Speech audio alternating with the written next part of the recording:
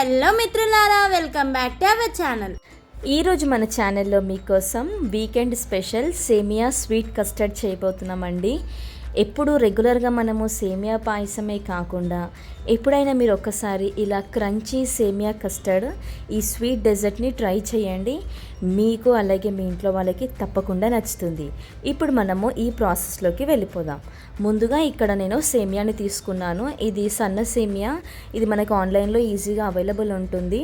ఇది మనము చిన్న చిన్న ముక్కల్లాగా కట్ చేసుకోవాలండి. ఇలా మనము చిన్నగా ముక్కల్లా చేసుకుంటే మనకి తినేటప్పుడు కూడా ఎలాంటి డిస్టర్బెన్స్ అనేది ఉండదు. ఇప్పుడు మనము ఒక మిక్సీ జార్ తీసుకొని దీంట్లోకి మనము 10 నుంచి 12 వరకు బాదం పప్పులను తీసుకోవాలండి. దీని తర్వాత మనము 3 లేదా 4 వరకు ఇలాచీని కూడా వేసుకోవాలి. వీటిని మనము పౌడర్ లాగా చేసుకోవాలి. ఫైన్ పౌడర్ అక్కర్లేదండి, కొంచెం బరకగా ఉంటే సరిపోతుంది. దీంట్లో నుంచి మనము 3 స్పూన్ల వరకు పౌడర్ని సపరేట్ చేసుకోవాలి. ఇలా మనం ఒక ప్లేట్లోకి సపరేట్ చేసుకున్న తర్వాత మిగిలిన పౌడర్లోకి మనం ఇక్కడ చూస్తున్నారు కదా, నేను సగం పౌడర్ అలాగే పెట్టేశాను. దీంట్లోకి మనము 3 టేబుల్ స్పూన్ల వరకు షుగర్ని యాడ్ చేసుకోవాలి.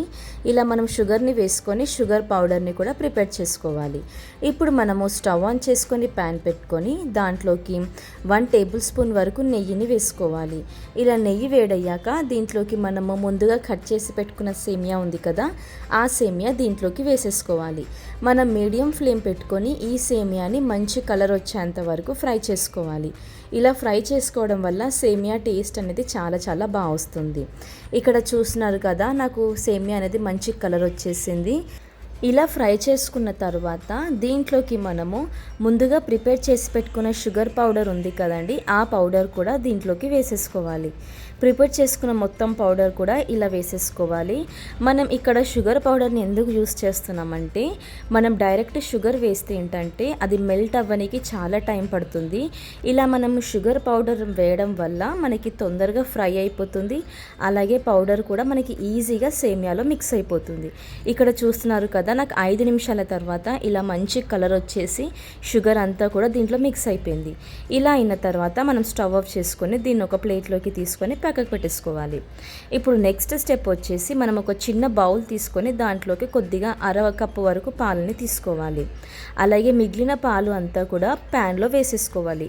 ఇక్కడ నేను తీసుకున్న పాల క్వాంటిటీ వచ్చేసి 1/2 లీటర్ వరకు తీసుకున్నాను. ఆ 1/2 లీటర్ పాలలో సగం 1/2 కప్పు వరకు ఇలా సపరేట్ చేసుకున్నాను. ఈ పాలల్లోకి మనము 3.5 టేబుల్ స్పూన్ వరకు కస్టర్డ్ పౌడర్ని వేసుకోవాలి. ఇలా 3.5 టేబుల్ స్పూన్ వరకు కస్టర్డ్ వేసుకోవడం వల్ల మనకి డెజర్ట్ అనేది చాలా స్వీట్గా అలాగే టేస్టీగా ఉంటుంది. మీకు కస్టర్డ్ క్వాంటిటీ తగ్గించుకోవాలంటే తగ్గించుకోవచ్చండి, కానీ ఏంటంటే ఇక్కడ మనం ఎక్కువగా వేస్తే ఏంటంటే కలర్ బాగా వస్తుంది, అలాగే స్వీట్నెస్ కూడా మంచిగా యాడ్ అవుతుంది. ఇలా వేసుకొని దీంట్లోకి మనము ఉండలు లేకుండా మంచిగా మిక్స్ చేసుకోవాలి. దీన్ని మనం పక్కకు పెట్టేసుకోవాలి. ఇక్కడ చూస్తున్నారు కదా, మనకి పాలు కూడా మంచిగా మరిగిపోతున్నాయి. ఇది కొంచెం బాయిలింగ్కి వస్తే సరిపోతుందండి, ఎక్కువ బాయిల్ అవ్వాల్సిన అవసరం లేదు.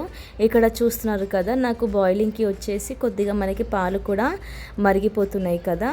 ఇలా మరుగుతున్న సమయంలో మనము ముందుగా ప్రిపేర్ చేసి పెట్టుకున్న కస్టర్డ్ ఉంది కదండి, ఆ కస్టర్డ్ మిక్స్చర్ ఇలా వేస్తూ కలుపుకుంటూ వేసుకోవాలండి. అప్పుడే మనకి సాఫ్ట్గా అలాగే ఉండలు కట్టకుండా వస్తుంది. ఇది మనం కస్టర్డ్ వేయగానే మనకి పాలు అనేది చాలా థిక్గా అయిపోతుంది. మంచి క్రీమీ టెక్స్చర్ అనేది వెంటనే వచ్చేస్తుంది. మీరు కంప్లీట్ లో ఫ్లేమ్ పెట్టుకొని ఇలా మనం బాగా మిక్స్ చేసుకోవాలి. ఇక్కడ చూస్తున్నారు కదా, నేను కస్టర్డ్ వేయగానే నాకు పాలు అనేది ఎంత క్రీమీ టెక్స్చర్ వచ్చేసిందో, మనకి పర్ఫెక్ట్గా డెజర్ట్ అనేది వస్తుందండి. ఇక్కడ మనకు క్లియర్గా అర్థమైపోతుంది కదా. ఇలా క్రీమీ టెక్స్చర్ వచ్చాక దీంట్లోకి మనం ముందుగా సపరేట్ చేసి పెట్టుకున్న ఆల్మండ్ పౌడర్ ఉంది కదండి, అదే మనం బాదం అలాగే ఇలాచీ వేసుకున్న పౌడర్, ఆ పౌడర్ వేసుకొని మనం బాగా మిక్స్ చేసుకోవాలి. ఇప్పుడు మనం స్టవ్ ఆఫ్ చేసేసుకొని దీన్ని కంప్లీట్గా చల్లగా అవ్వనివ్వాలి.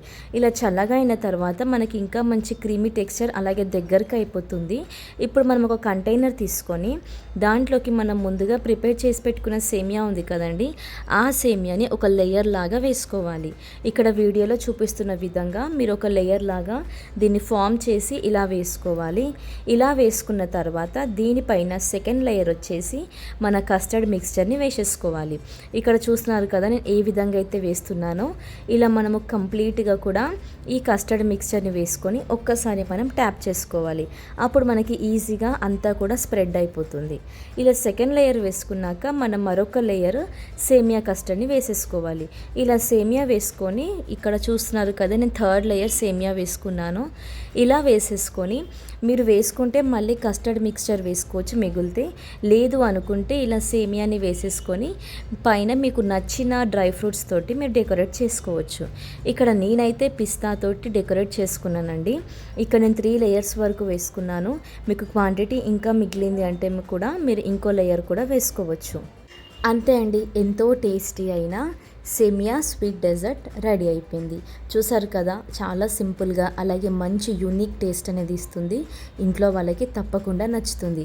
ఇక్కడ మనకి పైన క్రంచీగా లోపల సాఫ్ట్గా మంచి పర్ఫెక్ట్ టేస్ట్ అనేది ఇస్తుంది. తప్పకుండా మీరు కూడా ట్రై చేయండి. లైక్, షేర్ అండ్ సబ్స్క్రైబ్, గంట కొట్టడం మర్చిపోకండి. Bye bye.